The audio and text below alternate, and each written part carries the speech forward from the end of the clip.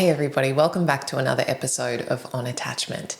In today's episode, we are talking about something a little different, which is the gifts of anxious attachment. I put a post on Instagram up a couple of weeks ago on the beautiful traits of anxious attachment, and it really resonated with people. And I received so many lovely comments of people thanking me for shining a light on some of the positive attributes of anxiously attached people, because naturally we spend so much time talking about the things that are hard and the traits that might make relationships difficult, or the low self-worth, all of the things that we feel are quote unquote wrong with us as anxiously attached people.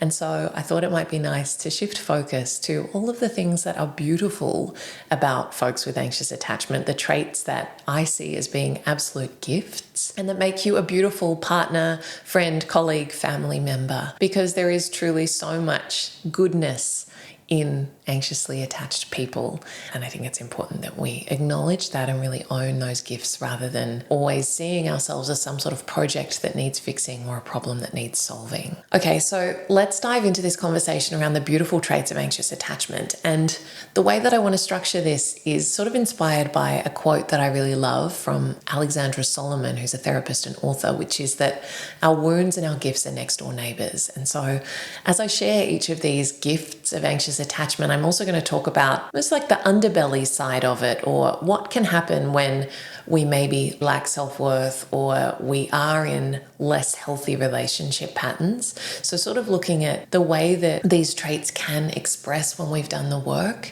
and what can happen when we maybe don't have guardrails around that, when we lack that inner security. So I hope to sort of paint a vision for you of how you can really honor and own all these beautiful gifts that you have, rather than having them maybe lead you astray or lead you into patterns that are not serving you. Okay, so the first one is you crave deep, true connection.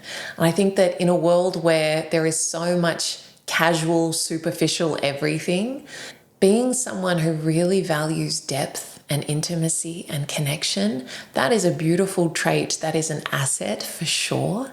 That is something that we want to honor and own. I think so many anxiously attached people make themselves wrong for that. There's this sense of, oh, I should be more chill. I should be more open to casual sex or whatever it might be. But I think that your desire for and commitment to depth and intimacy, and the fact that you don't want shallow interactions, you're not interested in superficial encounters, I think that we need more of that in this world. And so it's not something to make yourself wrong for at all. It is something to own and honor. I think what we need to watch out for there around craving depth is that sometimes when we do have a deep connection with someone, it can blind us to other things. So we can be so fed by the depth of connection that that's all that matters, and it becomes our whole field of vision, and we maybe lose sight of not only other things in our own life, but maybe things that aren't quite right about the relationship, because the connection takes priority, and deep connection feels so deeply nourishing to us that maybe we don't want to see things that might not be right there. But I think that as a starting point, our desire for and commitment to depth of connection is a beautiful trait and something to really be celebrated. Okay, the next one is you're highly emotionally attuned. So the EQ of anxiously attached people in terms of reading other people's emotional states, really deeply attuning, empathy, compassion, the anxiously attached person's capacity for these things and skill at navigating complex and nuanced emotional dynamics is an incredible asset. Again, it's something that I think is increasingly rare. So if you're someone who can read the room, can sense if something's off, can know if someone's upset or something's bothering them, I think that that is absolutely a gift. It's not something that we need to pathologize or make ourselves wrong for. And when channeled and used with appropriate boundaries, so we're not overstepping into someone else's inner world or making ourselves responsible for managing everyone's moods or people pleasing, doing those sorts of things, the actual underlying ability to attune to other people, to make them feel seen, to empathize, to feel genuine compassion for what other people are going through, that is something that is so, so valuable. And I think it's why so many people with anxious attachment patterns end up in helping professions. So being therapists, being coaches, facilitators, social workers, I think that that's why, is because we really do feel into the humanness of others, and we have this genuine desire to help and support, and such a natural skill set in that area.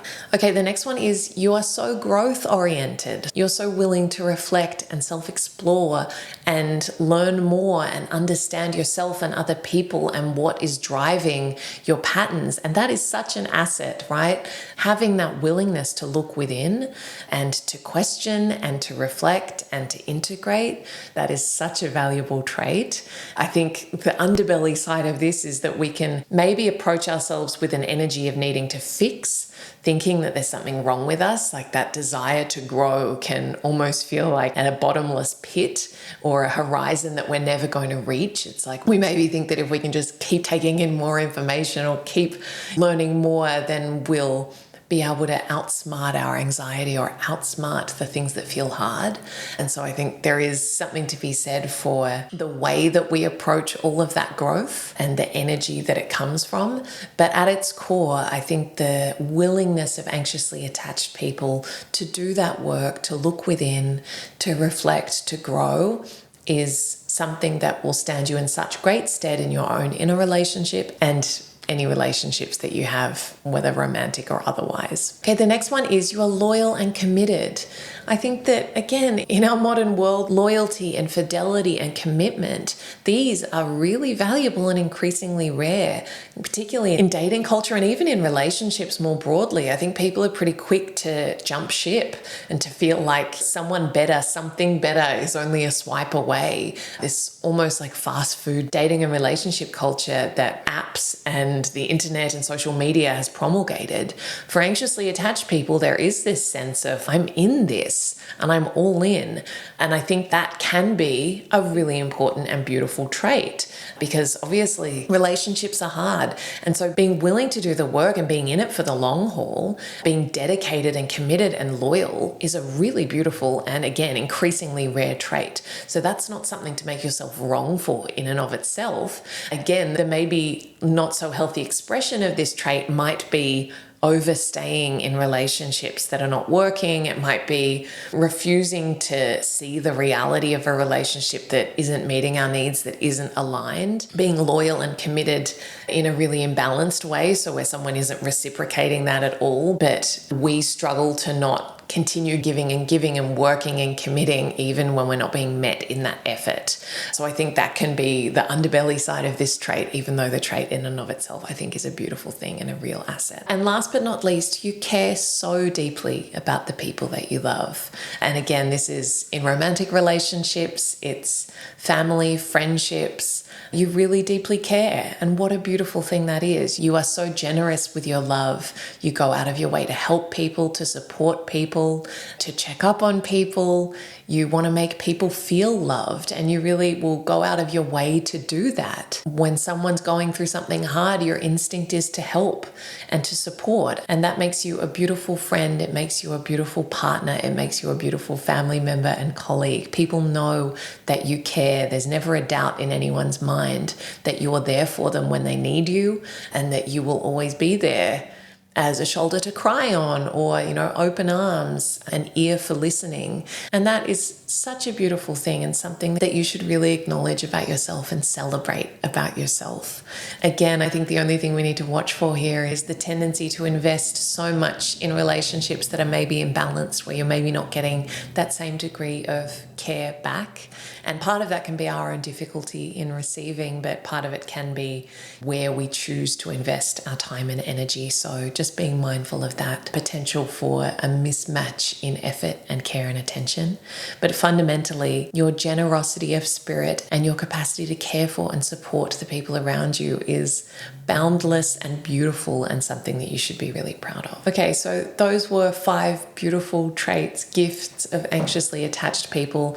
I hope that if you're listening to this as an anxiously attached person, you're feeling really seen and feeling the love, and maybe feeling encouraged and even uplifted by the recognition of all of that, because I think we can so often fail to see all of that in ourselves. We do tend to focus on what feels hard or what we perceive as being our negative traits. But there is so much goodness in you, and really the work is not about being different. It's just creating enough security that we can love in a really healthy way. We can channel all of those gifts into relationships that feel safe and reciprocal and mutual, so that we can be free to love and care generously without the fear and anxiety that can go along with it. So sending you so much love. And if you're listening to this and you're in a relationship with someone who's more anxious, I hope that this has shone a light on those things for you and you can give them some extra love and recognition of all of the goodness that they bring to your life. Okay, gonna leave it there, guys. Thank you so much for joining me, and I look forward to seeing you again next week. Thanks, guys.